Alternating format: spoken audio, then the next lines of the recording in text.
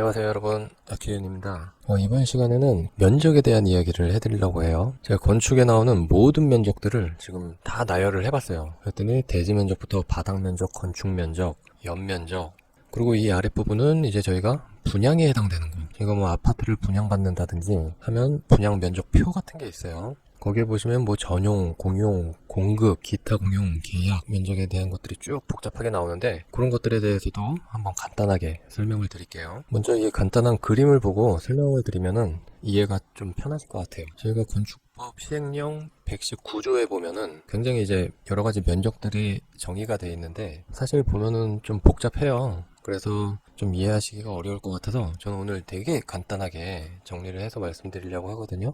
먼저 대지 면적부터. 대지 면적은 너무 간단해요. 우리 건물이 이렇게 있다. 그러면은 진짜 우리 말 그대로 딱 대지 요 면적. 요런 건물이 있다. 딱 요 대지 면적. 요게 그냥 말 그대로 대지 면적이고 뭐 예전처럼 뭐 가각이 돼서 제가 지난 시간에 말씀드렸죠.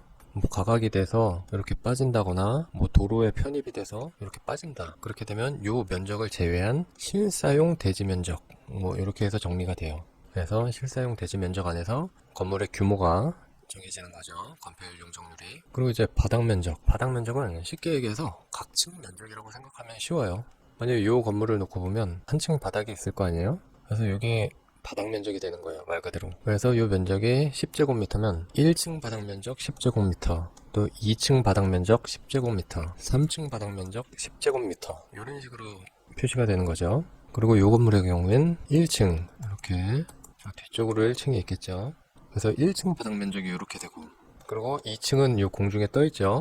2층 바닥 면적 이렇게, 그리고 3층 바닥 면적 이렇게. 그럼 이게 사이즈가 같다고 보면 3층은 10제곱미터고 2층은 요 두 칸이니까 박스 두 개니까 20제곱미터, 1층도 박스 두 개니까 20제곱미터 이렇게 되겠죠. 근데 물론 요 필로티 하부가 이제 보통은 주차장으로 많이 쓰이잖아요. 주차장으로 쓰이거나 아니면 사람들의 이동 통로가 될 때, 그럴 때는 요 면적이 빠지는 거예요.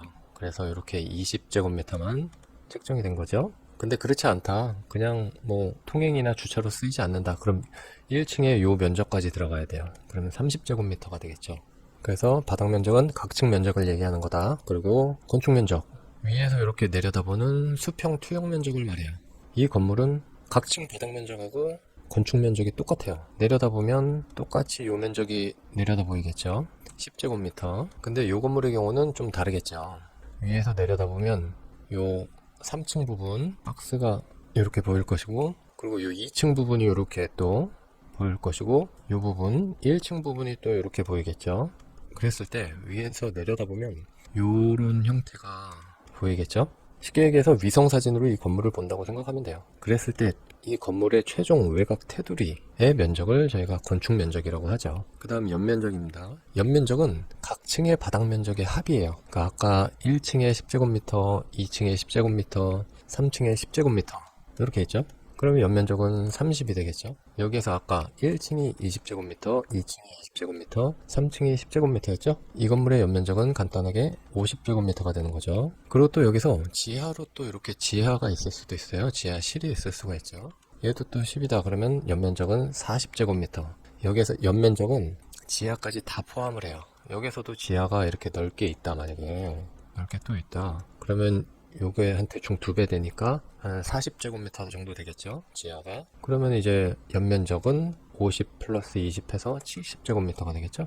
근데 여기에서 용어 해설 첫 시간에 건폐율하고 용적률에 대해서 말씀을 드렸었어요. 그래서 건축 면적은 건폐율, 그리고 연면적은 용적률과 관련이 있어요. 먼저 건폐율부터 봐볼까요? 이 건물의 경우에 대지 면적이 20제곱미터다 라고 했을 때 아까 바닥 면적하고 건축 면적이 같았죠. 10제곱미터. 그러면 건폐율은 건축 면적 나누기 대지 면적 곱하기 100이죠.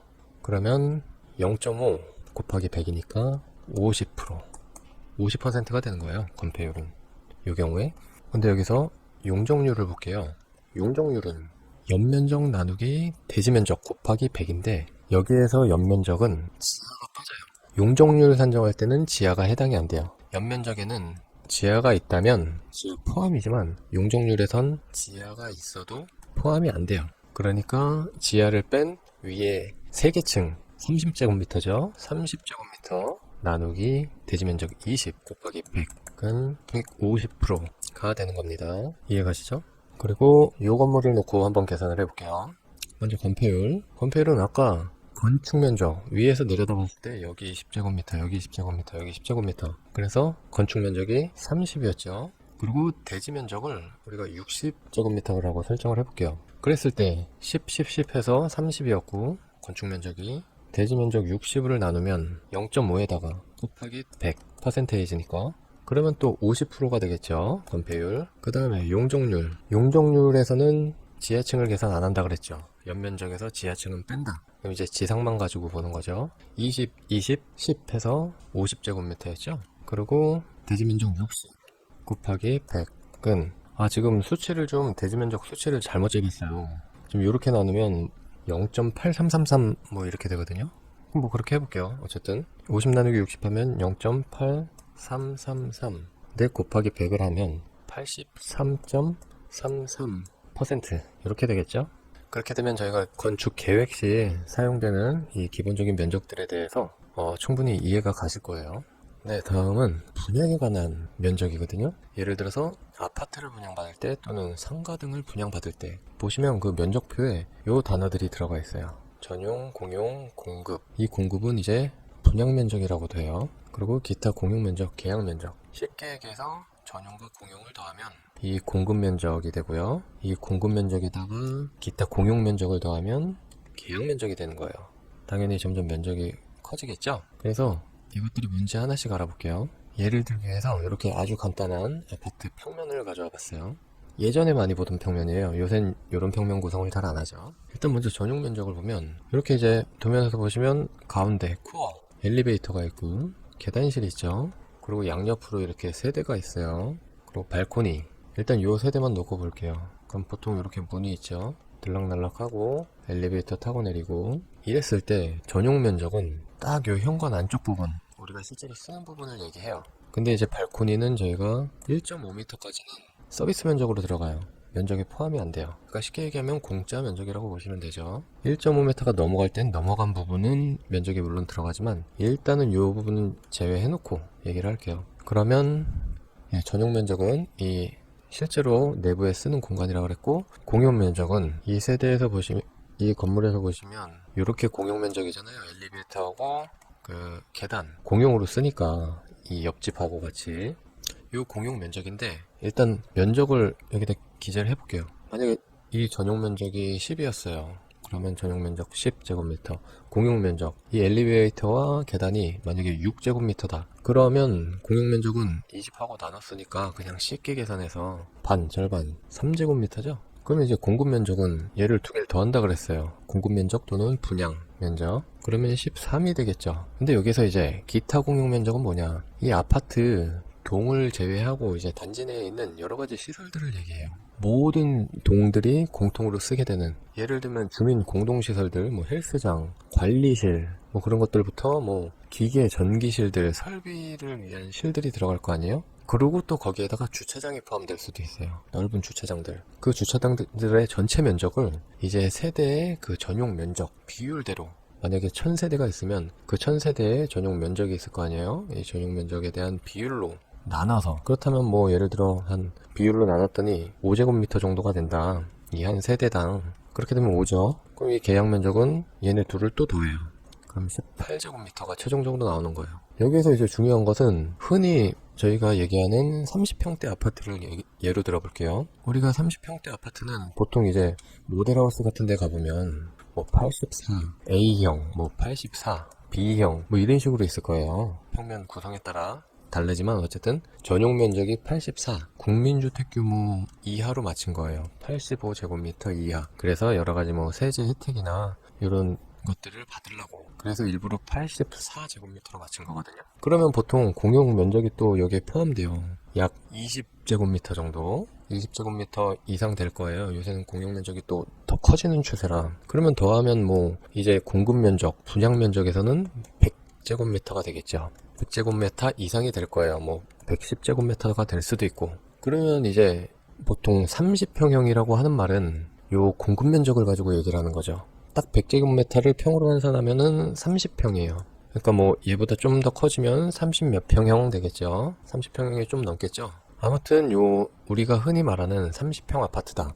그거는 공급 면적이나 분양 면적을 가지고 말하는 거고, 그럴 때 전용 면적은 우리가 실제로 딱 쓰는 공간은 요 대충 84 제곱미터 정도가 되는 거예요. 그러면 뭐 25평 정도, 실제로 25평이 좀 살짝 덜 될 거예요. 그러니까 이 25평에 이 공용 면적 뭐 한 5평 정도라고 보면 얘를 더해서 우리가 흔히 얘기하는 30평 아파트다 라고 얘기를 한다, 이 말이죠. 이 30평은 공용 면적이 더한 거라서 전용 면적이 아니다. 실제로 전용 면적은 요 형태를 봐야 된다. 84제곱미터.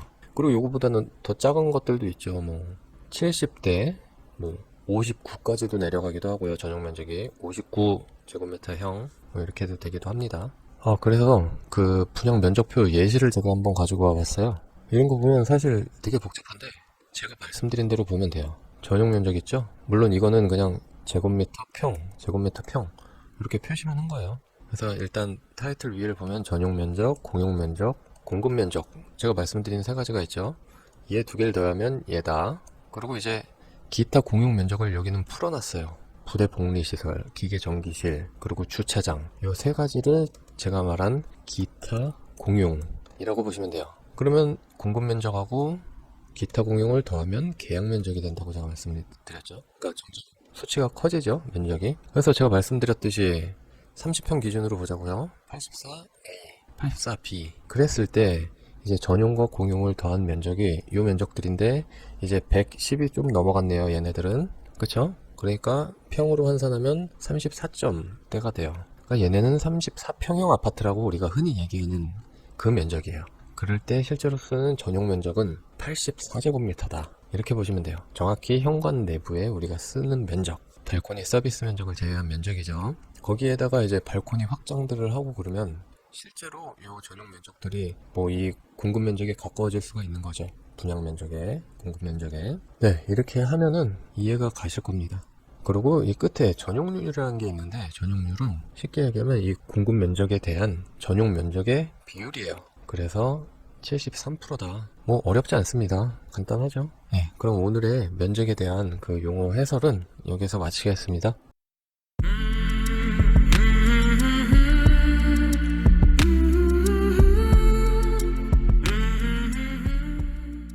먼저 단위 계산부터 설명을 드리겠습니다. 우리가 건축에서 면적 단위로 쓰는 거는 흔히 얘기하는 제곱미터가 있고요, 평이 있습니다. 그래서 요 1제곱미터는 여러분들 다 아실 거예요. 이렇게 정사각형 박스라고 볼 때 1m, 1m 가로 세로 각각 이렇게 일 때 이제 이게 1제곱미터죠. 그리고 평은 요거보다 조금 커요. 이렇게 되어 있어서 약 1.8m, 여기도 1.8m, 뭐 1.8, 18, 뭐 이런 식으로 쭉 나가는데 그냥 복잡하니까 이렇게 잡았을 때 이게 이제 1평이 되는 거예요. 근데 요즘은 이제 요 평 자체를 못 쓰게 하는 추세예요. 이게 이제 과거에 일본에서 쓰던 단위였거든요. 그래서 우리가 만약에 인허가 들어갈 때 모든 공문서들 그런 데는 무조건 다 제곱미터로 쓰게 돼 있고, 그리고 뭐 여러가지 광고들 이런 데서도 무조건 이 제곱미터를 쓰게 돼 있어요. 근데 사실 저희는 아직도 요 평이 편하긴 해요. 그래서 보통 야 너네 집 몇 평이냐, 너네 땅 몇 평이야, 뭐 이렇게 물어보지, 너네 집 몇 제곱미터야, 뭐 너네 땅이 몇 제곱미터야, 이렇게 물어보진 않아요. 그쵸? 이게 아마 이렇게 넘어가는 데는 좀 시간이 걸릴 것 같아요, 완전히 넘어가는 데는. 근데 일단은 우리가 하도 쓰고 아는 게 요 평이라 어떻게 계산을 안 해볼 수가 없어요. 그래서 오늘 좀 쉽게 환산하는 법을 제가 알려드리려고 하거든요.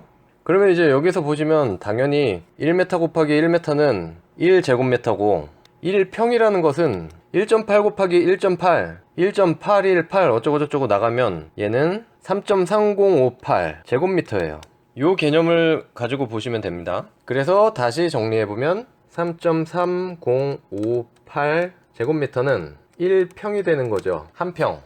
그리고 이걸 또 다르게 말하면 1제곱미터는 0.3025 평이라는 말도 돼요. 얘를 똑같이 3.3058로 나누면 1제곱미터가 되고, 얘를 똑같이 3.3058로 나누면 0.3025가 되는 거죠.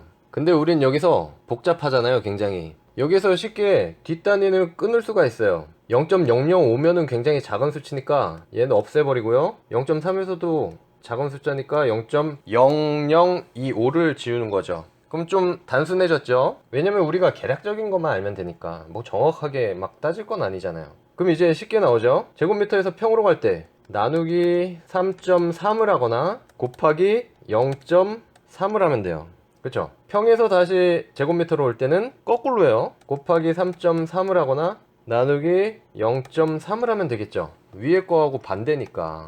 뭐 얘네들도 이제 그 말이 그 말인 거죠, 결국은. 근데 여기서도 보세요. 3.3은 어쨌든 두 자릿수니까 복잡해. 그럼 얘 무시해요. 얘도 무시해요. 그럼 0.3이 남죠. 이 0.3으로만 가보자 이거죠. 근데 일단은 지금 이 자체가 다 너무 복잡해요. 이렇게 복잡하게 하려면 제가 설명을 아예 안 드렸겠죠. 이거 다 필요 없고 이 전까지는 다 잊어버려도 됩니다. 자, 요것만 놓고 다시 보겠습니다. 제곱미터에서 평으로 갈 때 아까 복잡한 거 빼고 0.3으로 하자 그랬죠. 그럼 곱하기 0.3 여기서 여기 올 때 평에서 제곱미터로 나누기 0.3 요걸로 가는 겁니다. 근데 제가 일단은 앞에다 제곱미터를 놓은 이유는 우리가 보통 계산을 할 때 어디 가서 평에서 제곱미터로 올 일은 거의 없어요. 보통은 제곱미터에서 평으로 계산을 하게 되거든요. 뭐 예를 들어서 토지 이용 계획 같은데 땅 면적이 뭐 몇백 제곱미터로 나왔어요. 그럼 이게 몇백 제곱미터 감이 안 와. 몇 평이지? 우리가 이렇게 따지게 되죠. 뭐 아파트 모델하우스 갔어요. 뭐 100제곱미터래요. 그럼 100제곱미터가 몇 평이야? 이렇게 나올 수 있는 거죠. 그래서 일단 제곱미터를 평으로 고쳐보자 이거죠. 그러면 어떻게? 곱하기 0.3을 하면 되는 거예요. 그래서 쉽게 가볼게요. 모델하우스에 갔더니 2세대가 100제곱미터래요. 100제곱미터. 그럼 이게 과연 몇 평일까? 그러면 다 필요 없이 곱하기 0.3 이거죠. 곱하기 0.3은 못하시는 분이 없겠죠. 끝자리수 0 날려버리고 3 곱하면 그냥 30평 바로 나오죠. 근데 이렇게 또 안 떨어질 수가 있어요. 만약에 애매한 숫자 147제곱미터래요. 내가 보러 간 땅이. 그럼 이거는 또 몇 평이야? 물론 이제 핸드폰 꺼내서 계산기 두드리면 되지만 그 앱 실행하는 거 자체가 더 귀찮아요. 그렇게 할 필요도 없고. 그러면 자 0.3 곱하는 거니까 곱하면 되는데 세 자릿수에다가 3 곱하기 부담스럽잖아요. 그럼 끝자리 7이니까 반올림해서 그냥 일단 150이라고 생각해요. 그럼 150에 끝자리 버리고 3 곱하면 그냥 45평 바로 나오죠. 정확히 따지면 뭐 44.46평인가 그래요. 근데 44.46이나 45평이나 뭐 사실 그게 그거예요. 큰 차이 없어요. 그 다음에 이제 누구네 땅 보러 갔더니 뭐 끝자리가 222제곱미터래요. 그러면 이 끝자리 2니까 그냥 반올림 2 날려버리고 220으로 가는 거예요. 그럼 0.3 곱하면 0 날리고 3 곱하면 66평. 얘가 정확히 계산하면 67.15평인가 그렇거든요. 큰 차이 없잖아요. 그냥 이렇게 계산해서 짐작만 하는 거죠. 근데 어떨 때는 이제 평에서 거꾸로 제곱미터로 갈 수도 있어요. 이거 그대로 해보자고요. 그러면 이제 거꾸로 갈 때는 나누기 0.3이잖아요. 요거 하면 되죠. 나누기 0.3 10 곱한 다음에 3 나눠 결국 그거죠. 그럼 300평 나누기 3 그럼 결국은 거꾸로 이제 100 되는 거예요. 100제곱미터 얘가 다시 되는 거죠. 45평을 제곱미터로 가볼까요? 나누기 0.3이야. 그러면은 다시 10 곱해. 그럼 450에다가 3 나눠 다시 이제 150평 되는 거죠. 66평 똑같이 10 곱하고 660에다가 나누기 3 그러면 220제곱미터 이렇게 오는 거예요. 그래서 복잡하게 뭐 3.3이니 뭐 이런 거 하지 말고 0.3 그러니까 쉽게 얘기하면 요 3으로 해결해라. 3을 곱하고 나눠라. 요 개념만 알고 있으면 되겠습니다. 그리고 평이 1.8m 곱하기 1.8m의 정사각형이라는 거 요 정도만 알고 있으면 될 것 같아요. 자, 그 다음은 면적 계산 방법 요거에 대해서 한번 알아볼게요. 제가 이제 요 빨간색으로 계속 하는데 그나마 빨간색이 좀 알아보기가 좀 쉽더라고요. 눈에 좀 잘 띄고. 그래서 빨간색으로 계속 하니까 양해 부탁드리겠습니다. 우리가 면적 계산을 할 때 각 층의 층별 면적을 구하고 만약에 그 해당 층의 평면이 이렇게 생겼다. 이렇게 전용 공간이 있고 뭐 이쪽에 코어가 계단실이 이렇게 있다. 그냥 예를 들어서요. 그럼 면적은 당연히 이렇게 채 외곽을 뺑 둘러서 이렇게 형성되는 선, 요 사각형 박스들의 면적을 구하면 되겠죠. 근데 이게 이렇게 간단하지가 않을 수가 있어요. 왜냐면 건물의 외벽은 창이 될 수도 있고 벽이 될 수도 있다 그랬죠, 제가. 그래서 요만큼은 이렇게 벽으로 형성이 돼 있어요. 그리고 만약에 요 구간 뭐 이런 식으로 해서 창으로 형성이 될 수도 있겠죠. 커튼월 창이 됐든. 그러면 요 구간하고 요 구간은 면적선이 지나가는 방식이 달라요. 벽체일 때, 유리일 때. 그러니까 면적 라인이 다르다 이거죠. 그냥 쭉 일자가 아니에요.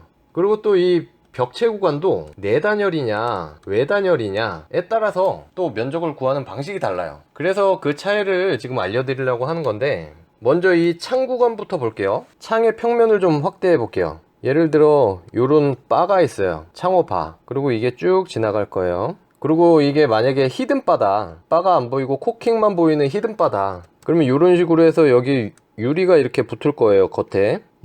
이건 이제 페어 유리가 되겠죠. 복층 유리 보통 일반적으로 이런 식으로 될 거고, 가운데 뭐 코킹으로 이렇게 싸지겠죠. 요게 이제 겉에서 보면 바가 안 보이고 요런 코킹만 얇게 보이는 히든 바예요. 그래서 만약에 이 유리까지가 다 더한 두께가 200이다. 그럴 때 저희가 면적선 계산을 요 센터로 이렇게 계산을 해요. 그러니까 커튼월 이 전체 두께의 딱 절반인 거죠. 해서 면적선이 쭉 지나가요. 그리고 이번엔 히든바가 아니고 캣바, 바가 노출되는 그런 형태의 커튼월일 수도 있죠. 그럼 이렇게 바들이 있고 유리가 요 사이에 껴지는 경우, 요럴 때도 마찬가지로 요 전체 면적의 가운데로 면적선이 지나가요. 이렇게 이해 가시겠죠? 그래서 지금 보시는 요 창 구간들 있죠. 창 구간은 요런 식으로 면적선을 그어요. 그리고 중요한 그 다음에 요 벽은 내단열하고 외단열일 때가 다르다 그랬죠. 그러면 외단열부터 볼게요. 요쪽이 바깥이고 요쪽이 안쪽이에요.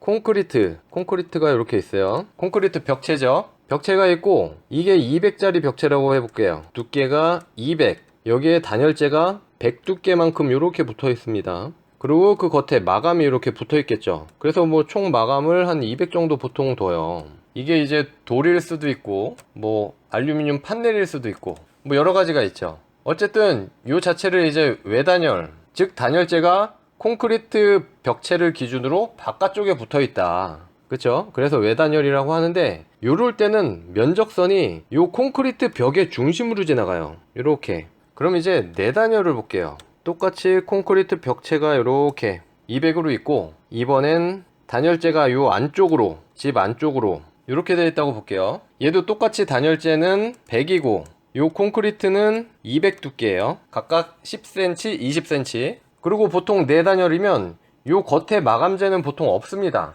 노출 콘크리트 그 자체로 디자인을 하거나, 아니면 아파트처럼, 우리 아파트는 대부분이 내단열이라고 보면 돼요. 그래서 이 겉에다 그냥 페인트를 칠하는 거죠. 그래서 이렇게 내단열을 할 때는 면적 계산을 어떻게 하냐, 이 전체를 합쳐요. 단열재까지. 물론 이 안에다 뭐 석고보드도 치고 하겠지만 그거는 이제 치수가 얼마 안 되니까 생략하고, 이 전체가 300 두께잖아요. 이 전체의 300 두께의 절반이죠. 절반으로 이렇게 면적을 계산을 하는 거예요. 그러면 이쪽으로도 지금 150이 되겠고 15cm, 이쪽으로도 150이 되겠죠. 제가 지금 자세히 보시면 이 콘크리트 벽선을 약간 비껴서 그렸어요. 왜냐면 이 면적선이 일자로 쭉 맞추느라고요. 그랬을 때 차이를 보시자고요. 같은 면적선이 지나가는데 이 외단열일 때는 안쪽으로 100만 들어와요. 100만. 그쵸? 근데 내단열일 때는 요 안쪽으로 150이 들어와요. 그쵸? 그럼 어떻게 되겠습니까? 같은 면적인데 내단열은 외단열보다 내부 면적이 50, 그러니까 5cm 적게 쓴다는 얘기죠.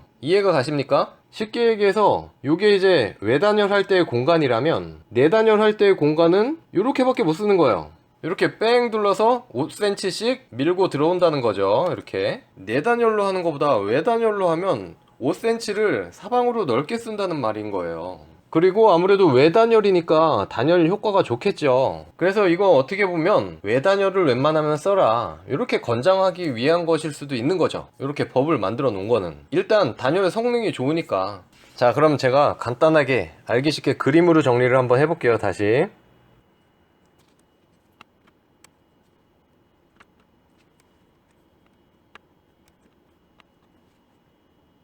디자인을 하다 보니까 이렇게 지금 보시는 바와 같이 이 우측에 이렇게 콘크리트 벽체가 있고, 여기는 외단열로, 지금 이쪽이 바깥쪽이고 이쪽이 안쪽이에요. 네. 그랬을 때 이 구간은 디자인을 하다 보니 외단열이 좋을 것 같아서 외단열로 하고 이렇게 판넬 마감을 했죠. 그 다음에 중간에 이렇게 창이 들어가요. 커튼홀 창이 들어가요. 그리고 요 사이에 두 줄 유리가 껴져 있는 거죠. 그리고 창이 끝나고 그 옆벽은 또 마찬가지로 콘크리트 벽체 구간인데, 이제 여기는 내단열로 형성이 됐어요. 이 부분이 이제 노출 콘크리트예요. 내단열 구간. 요럴 때 면적선이 어떻게 지나가서 면적을 구할 것이냐를 한번 봐볼게요. 자, 먼저 요 외단열 구간, 요 구간에는 콘크리트 벽, 그러니까 내력벽의 중심으로 간다 그랬어요. 요렇게 요 사이로 이제 면적선이 지나가겠어요. 그리고 여긴 창이죠. 커튼홀 창일 땐 마찬가지로 이 전체 프레임 두께 요렇게 절반이 된다 그랬어요. 요 라인으로 지나갈 거예요.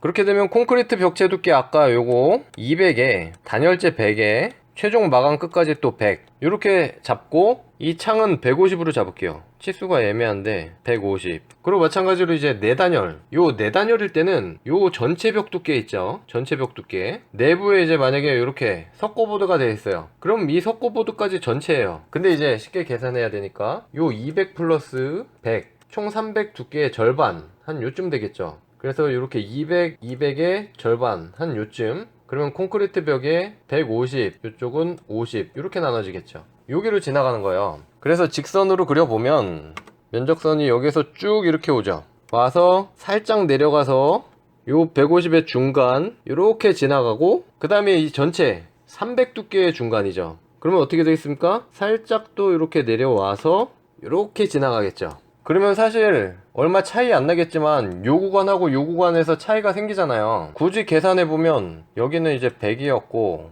그러면 여기는 150의 중간이니까 75였으니까 2.5cm가 가다가 2.5cm 이렇게 내려가죠. 확대해보면 25mm. 그리고 쭉 가다가 여기에서는 이게 75 라인이었고 요게 또 50 라인이니까 콘크리트 벽 끝선에서 여기서도 또 마찬가지로 25가 내려가네요. 그 다음에 쭉 가겠죠. 요게 이제 2.5cm 25mm. 근데 요런 차이들이 뭐 얼마 아닐 것 같아도 이 건물 규모가 커지잖아요. 그럼 굉장히 차이가 지는 거죠. 이게 가운데 창 부분 때문에 그렇지, 이 내단열과 외단열 차이는 5cm였잖아요 아까도.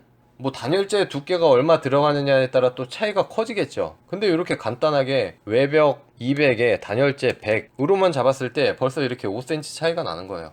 그러면 여러모로 외단열이 좋을 수밖에 없는 거죠. 단열 능력이 월등하지, 그러니까 효율이 월등하지, 그리고 면적에서도 이득이지. 면적에서도 요런 면적을 계산하는데 디테일한 차이가 있습니다. 여러분들 아시겠죠? 쉽게 설명드린다고 설명드렸는데 어떠실지 모르겠습니다. 네, 일단 이번 시간은 여기에서 마치겠고요. 또 다음 시간에 좋은 영상으로 돌아오겠습니다. 감사합니다.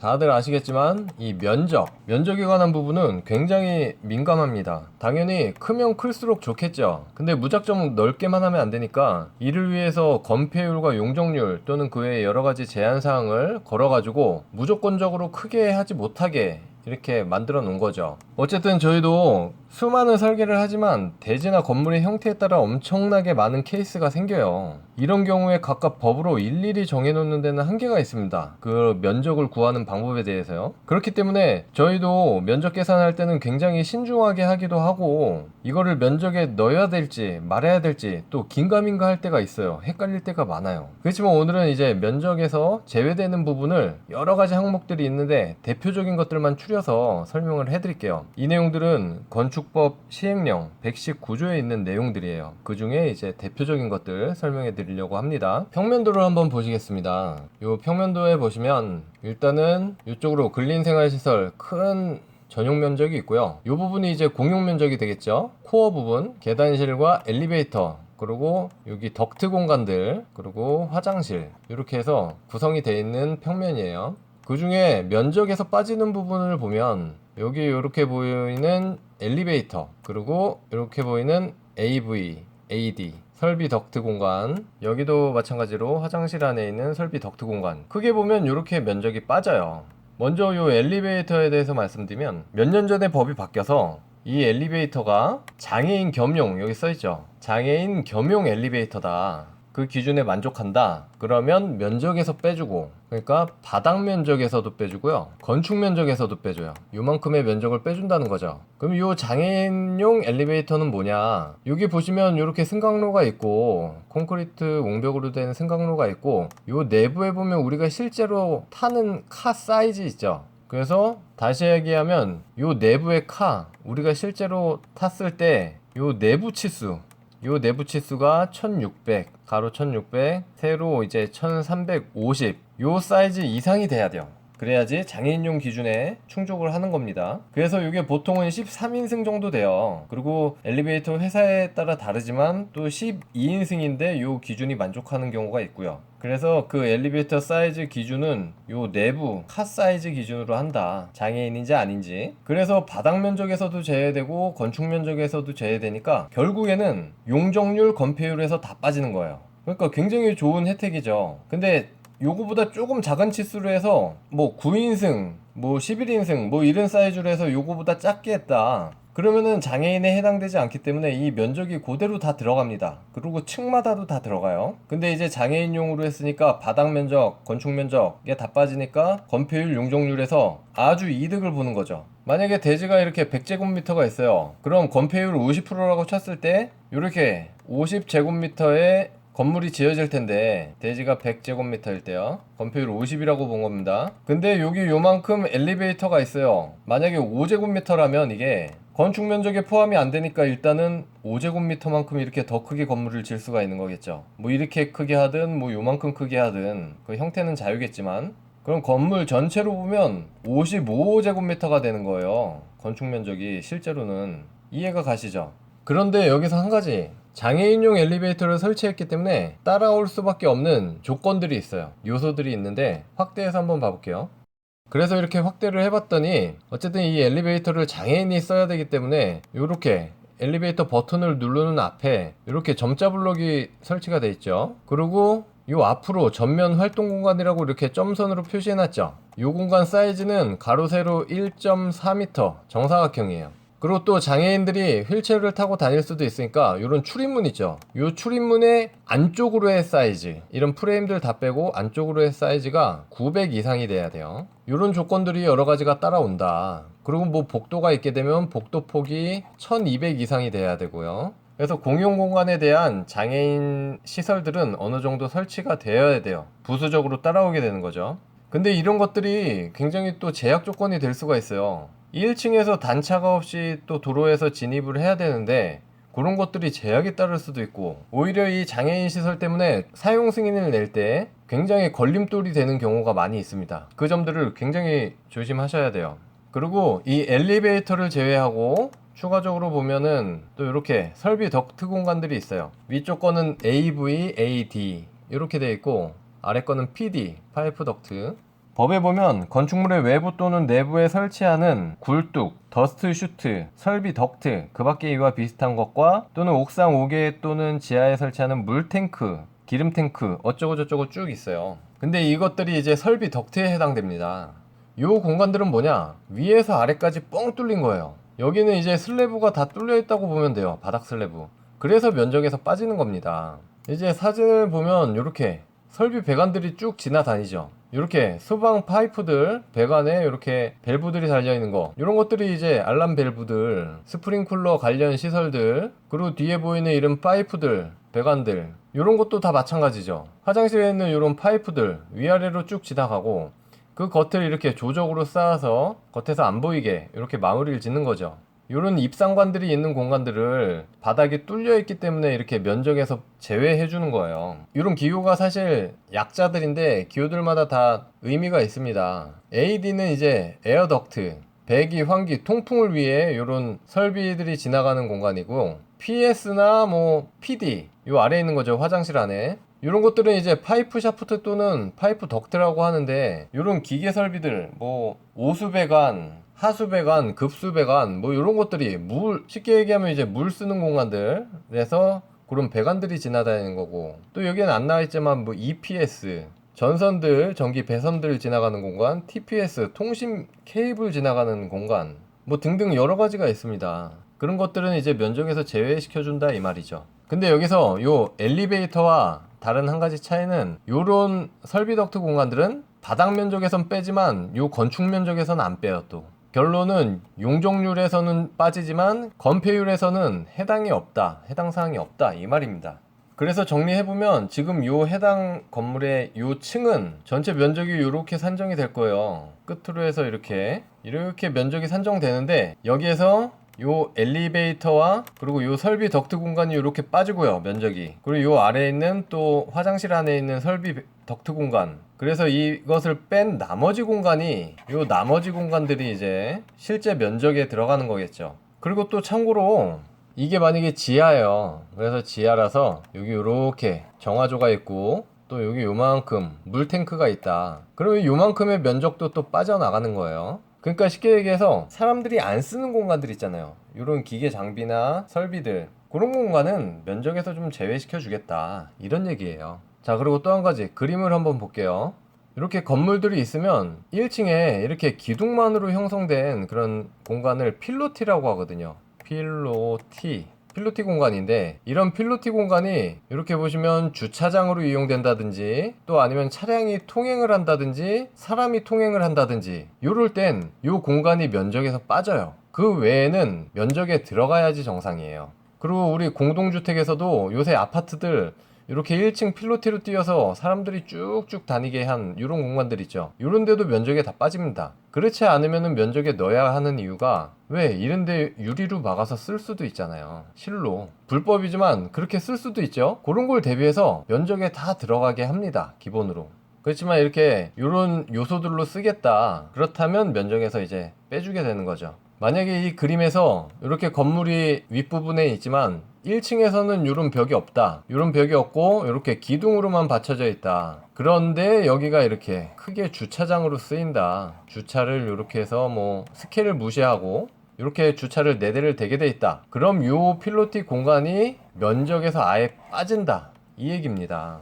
그리고 또 요거는 건폐율하고는 상관이 없습니다. 이미 위에서 건물이 이렇게 형성이 돼 있기 때문에 건축 면적은 이 전체가 되는 거기 때문에 어차피 요거 건축 면적이나 건폐율하고는 상관이 없겠죠. 그리고 또 한 가지 이미지 보실게요. 요거는 이제 흔히 볼 수 있는 아파트 평면이에요. 공동주택, 그러니까 아파트 평면인데, 요거는 이제 확장 전, 요거는 확장 후죠. 원래대로면 여기 이렇게 전면에 발코니가 형성이 되는 건데, 후면에도 마찬가지고요. 요거를 요새는 다 트잖아요. 터가지고 이렇게 여기처럼 침실, 거실 굉장히 넓게 씁니다. 그래서 이렇게 점선으로 처리된 부분들이 이제 면적에서 빠졌다는 거예요. 그래서 보시면 여기에서도 만약에 발코니가 요 폭이 1.5m다. 여기도 마찬가지고요. 그러면 요 부분은 면적이 안 들어간 거예요. 이 뒤도 마찬가지입니다. 요 폭 1.5m까지는 면적이 안 들어가게 해요. 물론 발코니가 더 넓다, 2m다. 그럼 여기 나머지 이제 50cm에 해당되는 부분은 면적에 산입을 합니다. 봐주는 건 1.5m까지예요. 그래서 대부분 1.5m에 맞추는 거죠. 그래서 마찬가지로 여기도 점선으로 들어간 부분은 1.5m까지 어차피 면적이 안 들어가는 이 발코니 부분을 확장한 거기 때문에 이 부분이 이제 면적이 안 들어간다는 얘기죠. 이렇게 면적에. 그래서 요 실제로는 요 파란 부분까지만 면적에 들어갔다, 이렇게 보시면 됩니다. 그래서 지금까지 면적에서 제외되는 부분을 알아봤는데, 정리를 해보면 대표적인 것이 장애인용 엘리베이터, 그리고 각종 설비 덕트 공간, 거기에 추가로 지하에 있는 정화조라든지 아니면 옥상이나 마찬가지로 지하에 있는 물탱크, 이런 면적들은 다 빠진다 이거죠. 그리고 세 번째, 1층에 있는 필로티, 이게 주차 또는 사람이나 차량의 통행로로 쓰일 때 면적에서 빠진다. 그리고 네 번째, 아파트 발코니, 요거는 이제 폭이 1.5m, 1500mm까지 면적에서 제외해 주겠다, 요 내용입니다. 그리고 여기서 꼭 아파트만이 아니에요. 주거용은 다 마찬가지입니다. 뭐 다세대, 다가구, 단독주택, 뭐 연립이나 이런 것도 다 마찬가지겠죠. 그래서 굉장히 여러 종류와 케이스들이 있지만 면적에서 제외되는 것들이, 그 중에 이제 대표적인 것, 많이 공통적으로 건물을 지면 들어가게 되는 거, 우리 건물 지면 요새 엘리베이터 안 들어가는 데 없죠. 그래서 그런 것들에 대해서만 크게 알아봤고, 오늘 영상까지면 이제 면적에 대한 것들이 어느 정도는 정리가 된 것 같습니다. 그래서 오늘 영상 여기에서 마치겠고요. 잘 보셨으면 좋아요와 구독도 한 번씩 눌러주시길 바랍니다. 다음 시간에 더 좋은 영상으로 찾아오겠습니다. 감사합니다.